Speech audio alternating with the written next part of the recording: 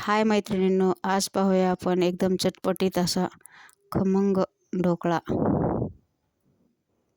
एकदम परफेक्ट प्रमाण वापरून मऊ लुसलुशीत जाळीदार बनतो हा ढोकळा। त्यासाठी मी इथे एक पातेलं घेतलं आहे। पातेल्यामध्ये पोहे खायच्या चमच्याने 4 चमचे साखर घेतली, अर्धा चमचा लिंबू सत्व,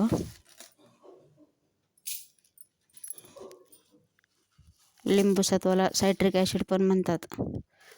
हे कुठल्याही किराणा स्टोअरमध्ये भेटून जाते। चवीनुसार मीठ,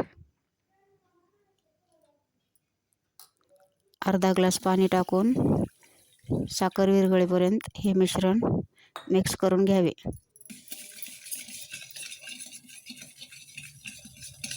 नंतर त्यामध्ये चाळून घेतलेले 2 वाट्या बेसन पीठ टाकून घेतले।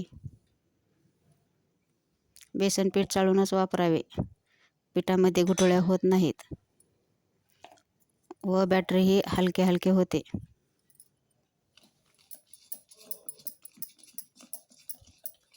छान असं मिक्स करून घ्यायचं। लागल तसं थोडं आणखी पाणी वापरलं तरी चालते। त्यामध्ये मी थोडा येलो कलरचा फूड कलर वापरला आहे। याने ढोकळ्याला छान असा रंग येतो। छोट्या पळीने 1 पळी तेल टाकले आहे व छान असं पिठाला 5 मिनिट फेटून घेतले।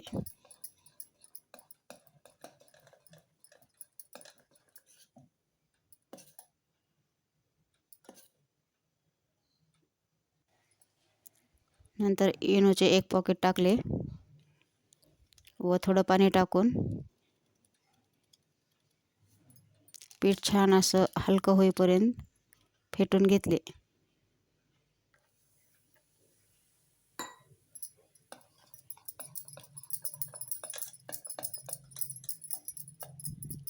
दोन मिनिटातच हलकं पीठ होतं। नंतर एका कढईमध्ये पाणी गरम करण्यासाठी ठेवले आहे व एका खोलगट ताटाला तेल लावून घेऊन हे तयार केलेले बॅटर त्या ताटामध्ये ओतून घ्यायचे व कढईमध्ये ठेवून वरतून झाकण ठेवायचे।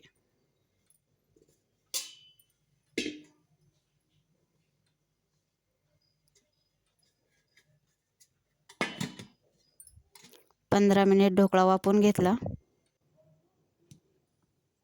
छान असा ढोकळा वाफवला आहे, चाकूला कुठेही चिटकत नाही।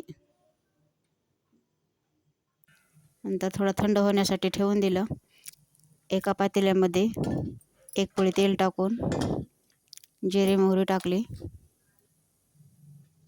व कट केलेले हिरव्या मिरचीचे तुकडे टाकून घेतले।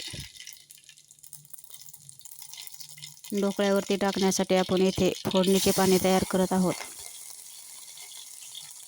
नंतर त्यामध्ये थोडा हिंग आणि हळद पावडर टाकून घेतली। चवीनुसार थोडे मीठ पण टाकून घ्यायचे।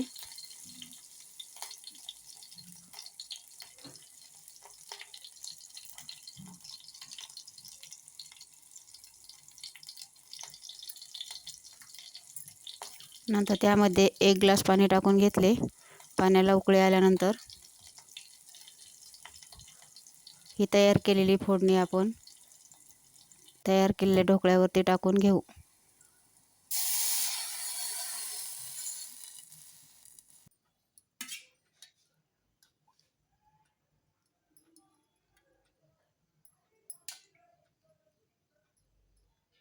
फोडणीचे पाणी टाकल्यामुळे ढोकळा मऊ असा छान राहतो।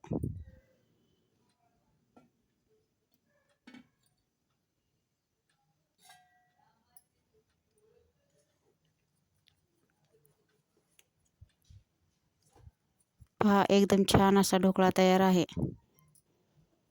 कट करताना थोडा पण चाकूला चिटकत नाही।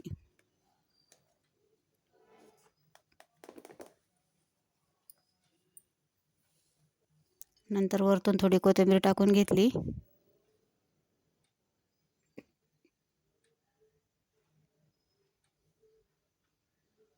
व एका दुसऱ्या प्लेटमध्ये ढोकळा काढून घेतला.